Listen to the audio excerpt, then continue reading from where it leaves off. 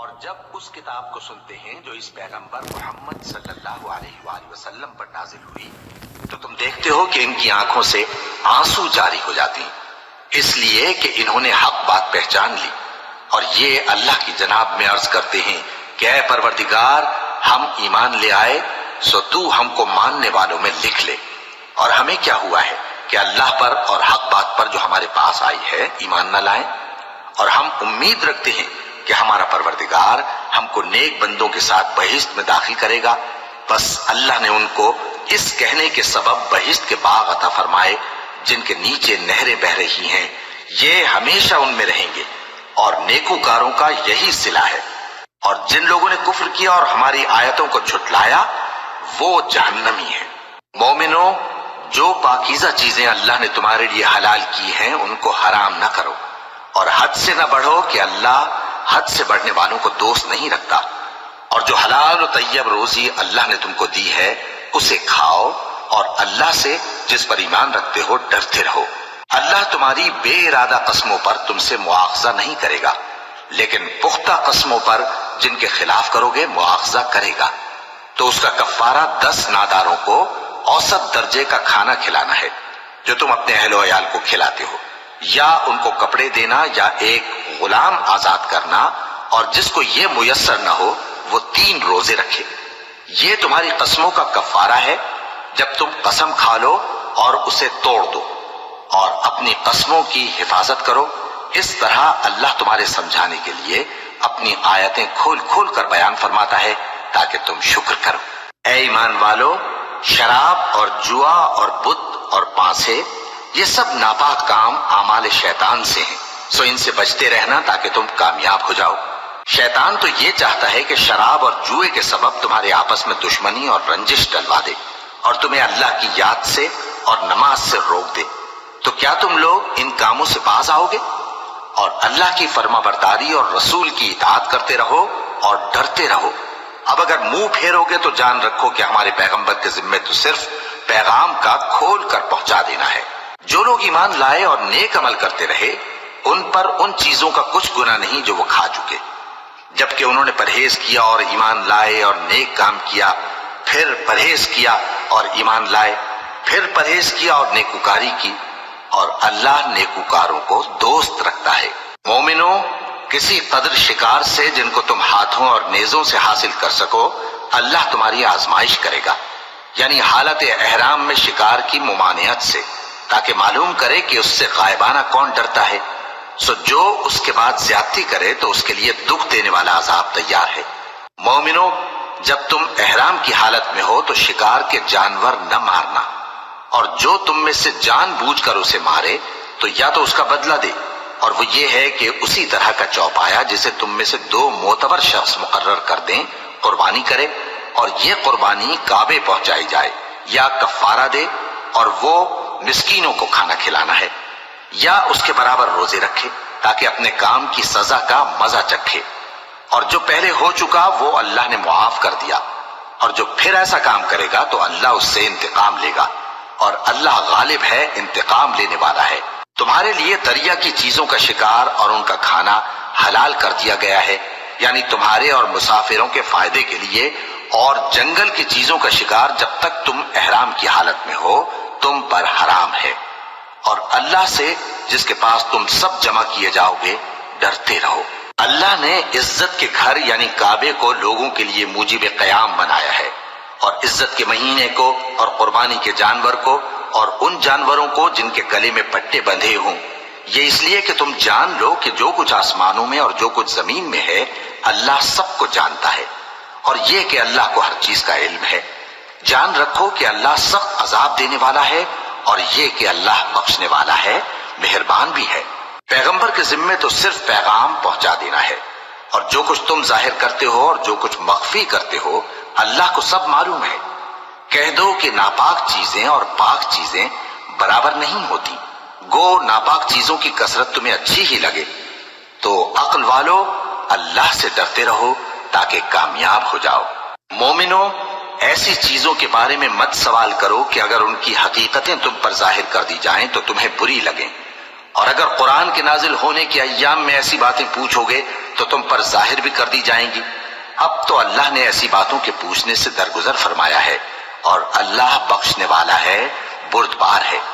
اس طرح کی باتیں تم سے پہلے لوگوں نے بھی پوچھی تھی، مگر جب بتائی گئیں تو پھر وہ ان سے منکر ہو گئے۔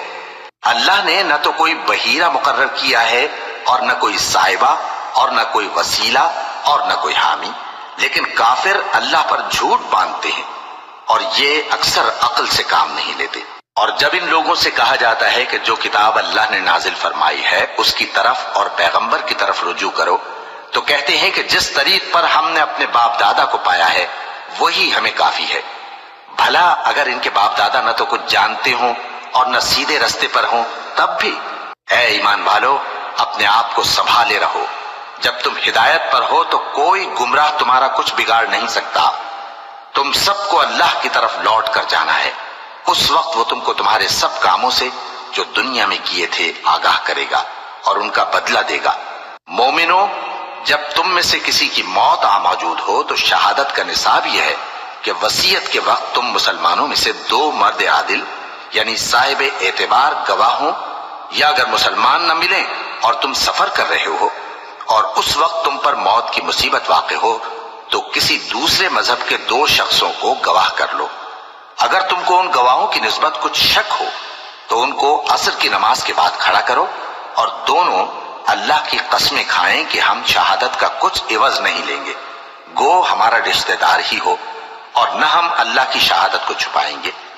اگر ایسا کریں گے تو گناہ گار ہوں گے۔ پھر اگر معلوم ہو جائے کہ ان دونوں نے جھوٹ بول کر گناہ حاصل کیا تو جن لوگوں کا انہوں نے حق مارنا چاہا تھا ان میں سے ان کی جگہ اور 2 آدمی کھڑے ہوں جو میت سے قرابت قریبہ رکھتے ہوں، پھر وہ اللہ کی قسمیں کھائیں کہ ہماری شہادت ان کی شہادت سے زیادہ سچی ہے اور ہم نے کوئی زیادتی نہیں کی۔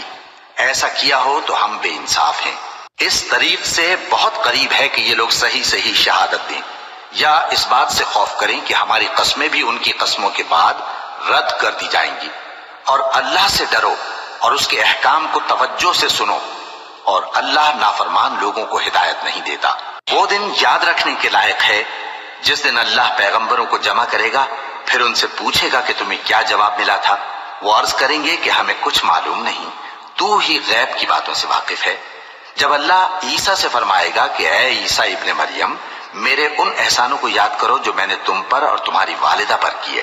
جب میں نے روح القدس یعنی جبرائیل سے تمہاری مدد کی، تم گود میں اور جوان ہو کر بھی ایک ہی نسق پر لوگوں سے گفتگو کرتے تھے، اور جب میں نے تم کو کتاب اور دانائی اور تورات اور انجیل سکھائی، اور جب تم میرے حکم سے مٹی کے پرندے کی شکل بناتے پھر اس میں پھونک مار دیتے تھے تو وہ میرے حکم سے سچ مچ کا پرندہ بن جاتا تھا، اور پیدائشی اندھے کو اور برس کی بیماری والے کو میرے حکم سے اچھا کر دیتے تھے، اور مردوں کو زندہ کر کے قبر سے نکال کھڑا کرتے تھے۔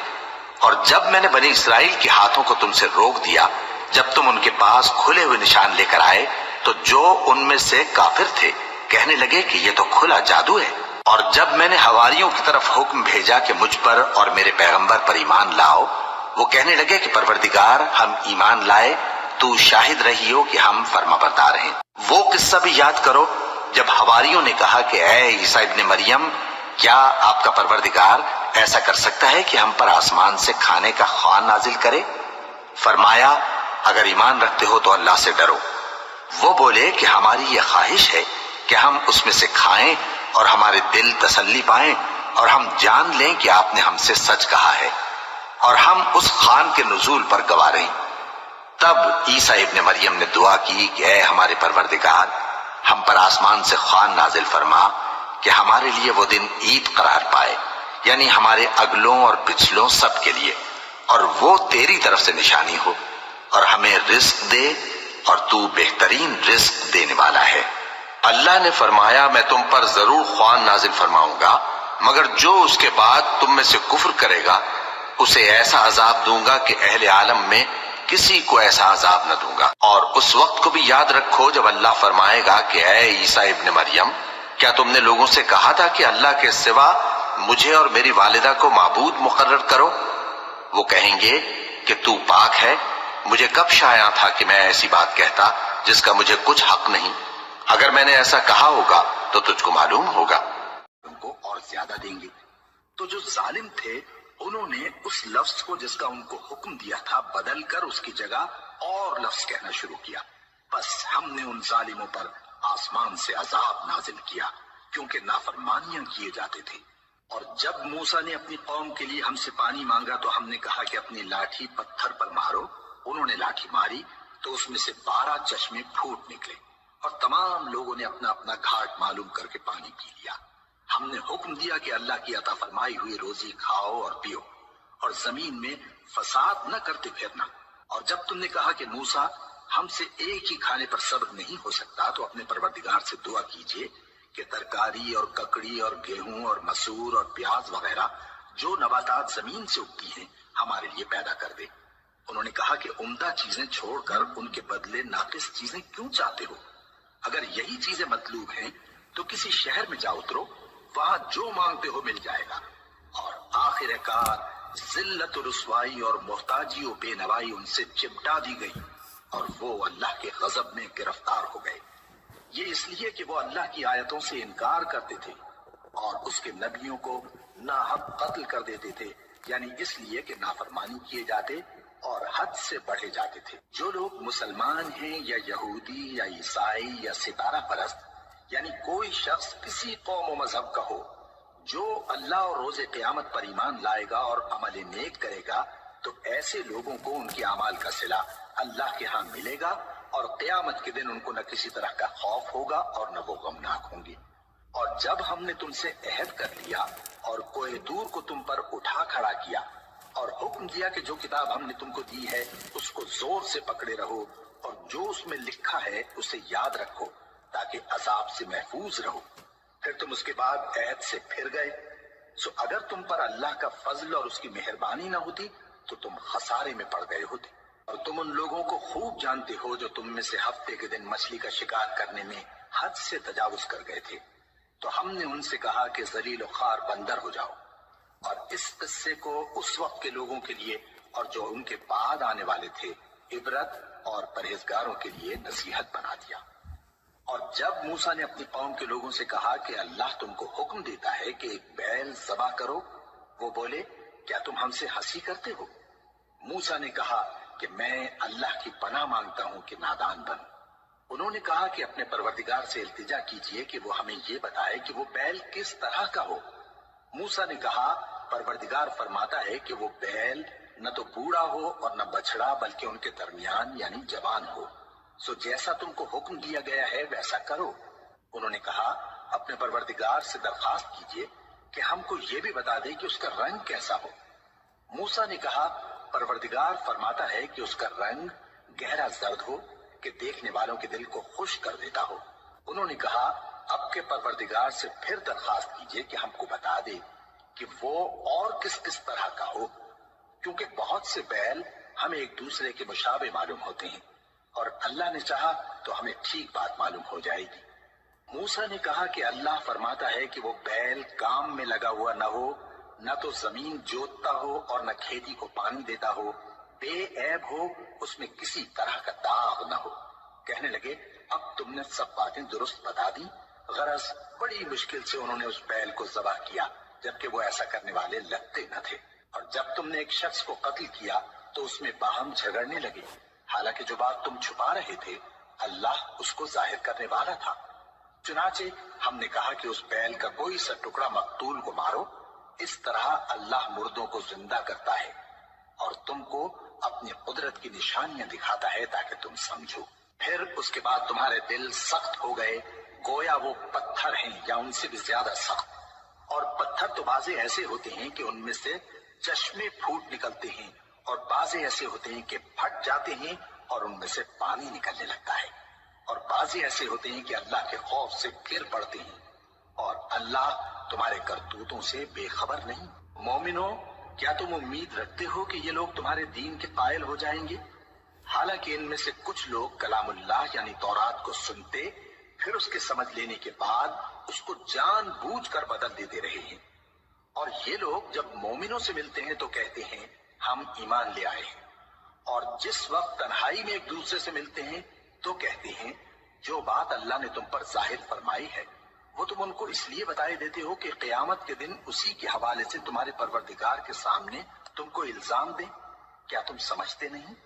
کیا یہ لوگ یہ نہیں جانتے کہ جو کچھ یہ چھپاتے اور جو کچھ ظاہر کرتے ہیں اللہ کو سب معلوم ہے؟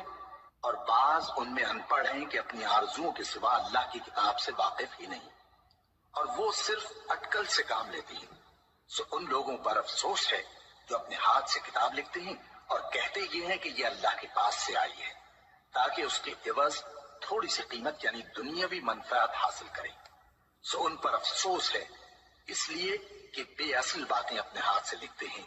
اور پھر ان پر افسوس ہے اس لیے کہ ایسے کام کرتے ہیں، اور کہتے ہیں کہ دوزخ کی آگ ہمیں چند روز کے سوا چھو ہی نہیں سکے گی۔ ان سے پوچھو کیا تم نے اللہ سے اقرار لے رکھا ہے کہ اللہ اپنے اقرار کے خلاف نہیں کرے گا؟ یا تم اللہ کے بارے میں ایسی باتیں کہتے ہو جن کا تمہیں مطلق علم نہیں؟ ہاں کیوں نہیں، جو برے کام کرے اور اس کے گناہ ہر طرف سے اس کو گھیر لیں تو ایسے لوگ دوزخ میں جانے والے ہیں اور وہ ہمیشہ اس میں جلتے رہیں گے، اور جو ایمان لائیں اور نیک کام کریں وہ جنت کے مالک ہوں گے اور ہمیشہ اس میں عیش کرتے رہیں گے۔ اور جب ہم نے بنی اسرائیل سے عہد لیا کہ اللہ کے سوا کسی کی عبادت نہ کرنا اور ماں باپ اور رشتہ داروں اور یتیموں اور محتاجوں کے ساتھ بھلائی کرتے رہنا اور لوگوں سے اچھی باتیں کہنا اور نماز پڑھتے اور زکوٰۃ دیتے رہنا، تو چند آدمیوں کے سوا تم سب اس عہد سے منہ پھیر کر پلٹ گئے۔ اور جب ہم نے تم سے عہد لیا کہ آپس میں کچھ تو خون نہ کرنا اور اپنوں کو ان کے وطن سے نہ نکالنا، تو تم نے اقرار کر لیا اور تم اس بات کو مانتے بھی ہو۔ پھر تم وہی ہو کہ اپنوں کو قتل بھی کر دیتے ہو اور اپنے میں سے بعض لوگوں پر گناہ اور ظلم سے چڑھائی کر کے انہیں وطن سے نکال بھی دیتے ہو، اور اگر وہ تمہارے پاس قید ہو کر آئیں تو بدلہ دے کر ان کو چھڑا بھی لیتے ہو، حالانکہ ان کا نکال دینا ہی تم پر حرام تھا۔ یہ کیا بات ہے کہ تم کتاب اللہ کے بعض احکام کو تو مانتے ہو اور بعض سے انکار کیے دیتے ہو؟ تو جو تم میں سے ایسی حرکت کریں ان کی سزا اس کے سوا اور کیا ہو سکتی ہے کہ دنیا کی زندگی میں تو رسوائی ہو اور قیامت کے دن سخت سے سخت عذاب میں ڈال دیے جائیں۔ اور جو کام تم کرتے ہو اللہ ان سے غافل نہیں۔ یہ وہ لوگ ہیں جنہوں نے آخرت کے بدلے دنیا کی زندگی خریدی، سو نہ تو ان سے عذاب ہی ہلکا کیا جائے گا اور نہ ان کو اور طرح کی مدد ملے گی۔ اور ہم نے موسیٰ کو کتاب عنایت کی اور ان کے پیچھے یکے بعد دیگرے پیغمبر بھیجتے رہے، اور عیسیٰ ابن مریم کو کھلے نشانات بخشے اور روح القدس یعنی جبرائیل سے ان کو مدد دی۔ تو کیا ایسا ہے کہ جب کوئی پیغمبر تمہارے پاس ایسی باتیں لے کر آئے جن کو تمہارا جی نہیں چاہتا تھا تو تم سرکش ہو جاتے رہے، اور ایک گروہ انبیاء کو تو جھٹلاتے رہے اور ایک گروہ کو قتل کرتے رہے، اور کہتے ہیں ہمارے دلوں پر پردے ہیں؟ نہیں، بلکہ اللہ نے ان کے کفر کے سبب ان پر لعنت کر رکھی ہے، بس یہ تھوڑے ہی پر ایمان لاتے ہیں۔ اور جب اللہ کے ہاں سے ان کے پاس کتاب آئی جو ان کی آسمانی کتاب کی بھی تصدیق کرتی ہے، اور وہ پہلے ہمیشہ کافروں پر فتح مانگا کرتے تھے، پھر جس چیز کو وہ خوب پہچانتے تھے جب ان کے پاس آ پہنچی تو اس سے منکر ہو گئے، بس کافروں پر اللہ کی لعنت۔ جس چیز کے بدلے انہوں نے اپنے تئیں بیچ ڈالا وہ بہت بری ہے، یعنی اس جلن سے کہ اللہ اپنے بندوں میں سے جس پر چاہتا ہے اپنی مہربانی سے نازل فرماتا ہے۔ اللہ کی نازل کی ہوئی کتاب سے کفر کرنے لگے تو وہ اس کے غضب بالائے غضب میں مبتلا ہو گئے، اور کافروں کے لیے ذلیل کرنے والا عذاب ہے۔ اور جب ان سے کہا جاتا ہے کہ جو کتاب اللہ نے اب نازل فرمائی ہے اس کو مانو، تو کہتے ہیں کہ جو کتاب ہم پر پہلے نازل ہو چکی ہے ہم تو اسی کو مانتے ہیں، یعنی یہ اس کے سوا اور کتاب کو نہیں مانتے، حالانکہ وہ سراسر سچی ہے، اور جو ان کی آسمانی کتاب ہے اس کی بھی تصدیق کرتی ہے۔ ان سے کہہ دو کہ اگر تم صاحب ایمان ہوتے تو اللہ کے پیغمبروں کو پہلے ہی کیوں قتل کیا کرتے تھے؟ اور موسیٰ تمہارے پاس کھلے ہوئے معجزات لے کر آئے، پھر تم ان کے کوہ طور پر جانے کے بعد بچڑے کو معبود بنا بیٹھے، اور تم اپنے ہی حق میں ظلم کرتے تھے۔ اور جب ہم نے تم لوگوں سے پختہ عہد لیا اور کوہ طور کو تم پر اٹھا کھڑا کیا اور حکم دیا کہ جو کتاب ہم نے تم کو دی ہے اس کو زور سے پکڑو اور جو تمہیں حکم ہوتا ہے اس کو سنو، تو وہ جو تمہارے بڑے تھے کہنے لگے کہ ہم نے سن تو لیا لیکن مانتے نہیں، اور ان کے کفر کے سبب بچڑا گویا ان کے دلوں میں رچ گیا تھا۔ اے پیغمبر ان سے کہہ دو کہ اگر تم مومن ہو تو تمہارا